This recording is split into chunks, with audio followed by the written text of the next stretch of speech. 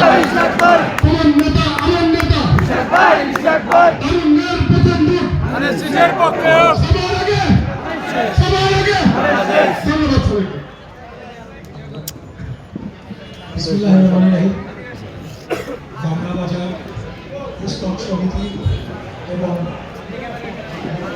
পুস্তক বিক্রেতা সমিতি কর্তৃক আয়োজিত আজকের এই নির্বাচনী পথসভায় মঞ্চে উপস্থিত ব্যবসায়ী সমিতির নেতৃবৃন্দ এবং আমার সামনে উপবিষ্ট বাংলা বাজার সমিতি সকল ব্যবসায়ী বৃন্দ, এই এলাকাবাসী এবং সকল পর্যায়ের ভোটারগণ, আসসালামু আলাইকুম।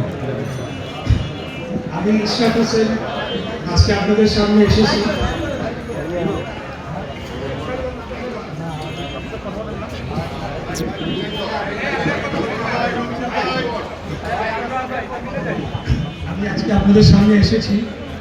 আপনাদের সন্তান হিসাবে, আপনাদের এলাকার ছেলে হিসাবে আপনাদের কাছে একটা সুযোগ প্রার্থনা করার জন্য। ইতিপূর্বে আমি কোনো রাষ্ট্রীয় দায়িত্ব পালন করি নাই, কোনো সাংগঠনিক গুরু দায়িত্ব ছিলাম না, তাই আমি আপনাদের কাছে একটা সুযোগ চাচ্ছি। আমাকে একটা সুযোগ করে দেন, একটা ভোট দেন, আমাকে কাজ করার সুযোগ করে দেন। আমি আপনাদের কথা দিচ্ছি যে জনগণের প্রত্যাশা অনুযায়ী এবং আমাদের প্রতিশ্রুত যা রয়েছে সেগুলো বাস্তবায়ন করার জন্য আমি আমার জীবন প্রাণ দিয়ে সর্বোচ্চ চেষ্টা করব ইনশাআল্লাহ।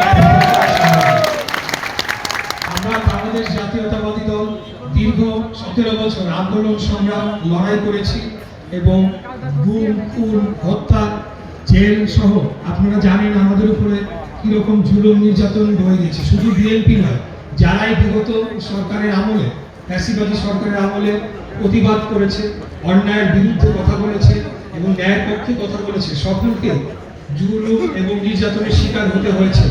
আমরা প্রথমত আমি এলাকার বিষয় নিয়ে বলতে চাই। আমাদের এই এলাকার নানাবিধ সমস্যা রয়েছে, বিশেষ করে এই পুরান ঢাকার যে সমস্যাগুলো, তার মধ্যে আমাদের রাস্তাঘাটের ট্রাফিক সমস্যা, যানজট সমস্যা, সরু রাস্তাঘাট এবং অল্প বৃষ্টি হলে এখানে জলাবদ্ধতা হয় এবং বর্তমানকালে আমাদের গ্যাসের তীব্র সংকট দেখা দিয়েছে।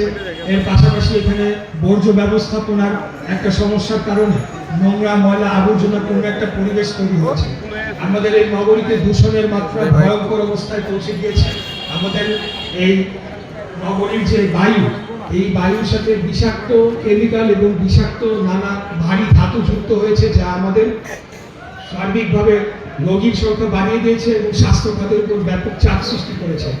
আমাদের এই এলাকায় আইন শৃঙ্খলা পরিস্থিতিরও গত 24-এর গণ অভ্যুত্থানের পর সেরকম ভাবে উন্নত হয় নাই যতটুকু আমরা প্রত্যাশা করেছিলাম।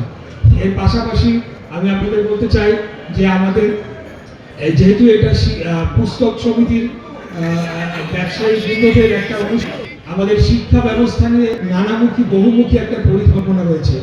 শিক্ষাই জাতির মেরুদণ্ড এবং আপনারা যেহেতু সেই শিক্ষা ব্যবস্থাকে একটা সাপ্লিমেন্টারি সাপোর্ট দিয়ে থাকেন আপনাদের ব্যবসা প্রতিষ্ঠানের মাধ্যমে, তাই আমি বলি যে আগামী দিনে আপনাদের এই সমিতির মাধ্যমে ব্যবসায়ীদের যে সমস্যা রয়েছে এবং এই এলাকার যারা দোকান মালিক ওনাদের যে সমস্যাগুলো রয়েছে সেগুলা আমরা অবশ্যই বিবেচনায় নিব। আমাদের এই সমিতির যে সভাপতি জনাব আজিজ আছেন এবং অন্যান্য নেতৃবৃন্দরা রয়েছেন, ওনাদের সাথে সার্বক্ষণিক আমি যোগাযোগ রাখি এবং 5ই আগস্ট 2024-এর পর যখন একটা নির্বাচনের কথা আসলো এবং নানাভাবে এখানে এই সমিতিকে কুক্ষিগত করার চেষ্টা করলো, তখন আমার পক্ষে যখন আমি সেটি জানতে পারলাম, আমি আমাদের দলের পলিসি অনুযায়ী বলেছি যে একটা নির্বাচনের মাধ্যমেই সমিতির নেতৃবৃন্দ নির্বাচিত হতে হবে। যেহেতু আমরা গণতন্ত্রে বিশ্বাস করি, বাংলাদেশ জাতীয়তাবাদী দল গণতন্ত্রে বিশ্বাসী একটা দল, আমরা চাই যে সকল ক্ষেত্রে গণতন্ত্র চর্চা হোক, সেটা জাতীয় নির্বাচন হোক অথবা কোনো ব্যবসায়ী সমিতির নির্বাচন হোক। এর মাধ্যমে যারাই নির্বাচিত হয়ে আসবে তাদের একটা দায়বদ্ধতা থাকবে, তাদের কাজ করার ক্ষেত্রে তারা যেই সমিতি অথবা যাদেরকে প্রতিনিধিত্ব করছে তাদের প্রতি দায়বদ্ধ থাকবে। তো আমি আবার আপনাদেরকে খুব বেশি বক্তব্য দীর্ঘায়িত করবো না, যেহেতু আমার অনেকগুলো পথসভা রয়েছে, 16টি পথসভা, এটা প্রথম, আজকে আমাদের প্রচারণার প্রথম দিন।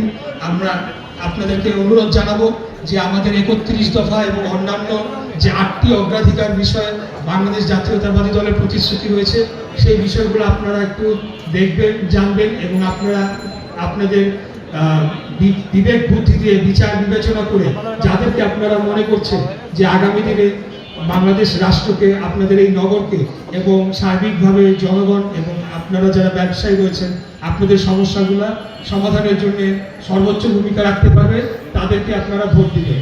সর্বোপরি আমি আবারও আপনাদের কাছে একটা ভোটের আবেদন জানাচ্ছি, একটা সুযোগ চাচ্ছি এবং আপনাদের কাছে দোয়া প্রার্থী যে মহান আল্লাহ তাআলা আমাকে সেই সুযোগ করে দেন, আমি যাতে ভালো কিছু জনগণের জন্য করতে পারি, এই দেশ ও জাতির কল্যাণে মঙ্গলজনক কিছু করতে পারি। আমার বাবা মরহুম সাদেক হোসেন খোকা, উনি একজন বীর মুক্তিযোদ্ধা ছিলেন, আমিও মুক্তিযুদ্ধের চেতনায় সম্পূর্ণ বিশ্বাসী একজন রাজনীতিবিদ। তাই বাংলাদেশের স্বাধীনতা, সার্বভৌমত্ব, বাংলাদেশের গণতন্ত্র এবং জনগণের ভোটের অধিকার এবং আমাদের যে প্রতিদিনের যে নিত্যদিনের যে সমস্যাগুলো রয়েছে সেগুলো সমাধানের জন্য আমরা বাংলাদেশ জাতীয়তাবাদী দল জনগণের কাছে প্রতিশ্রুতিবদ্ধ, ওয়াদাবদ্ধ এবং সেই অনুযায়ী অবশ্যই আমরা কাজ করে যাবো ইনশাআল্লাহ। আবারও সবাইকে ধন্যবাদ জানিয়ে এই পর্যায়ে আমার বক্তব্য শেষ করে এবং আপনাদের থেকে বিদায় নিচ্ছি। সবাই ভালো থাকবেন। বাংলাদেশ জিন্দাবাদ, বাংলাদেশ জাতীয়তাবাদী দল জিন্দাবাদ। শহীদ রাষ্ট্রপতি জিয়া রহমান অমর হোক। দেশনেত্রী মরহুম বেগম খালেদা জিয়ার রুহের আত্মার মাগফিরাত কামনা করে সকলের কাছে দোয়া প্রার্থী এবং আমাদের প্রাণপ্রিয় নেতা আগামী দিনের প্রধানমন্ত্রী ইনশাআল্লাহ দেশ নায়ক জনাব তারেক রহমান জিন্দাবাদ, জিন্দাবাদ, জিন্দাবাদ।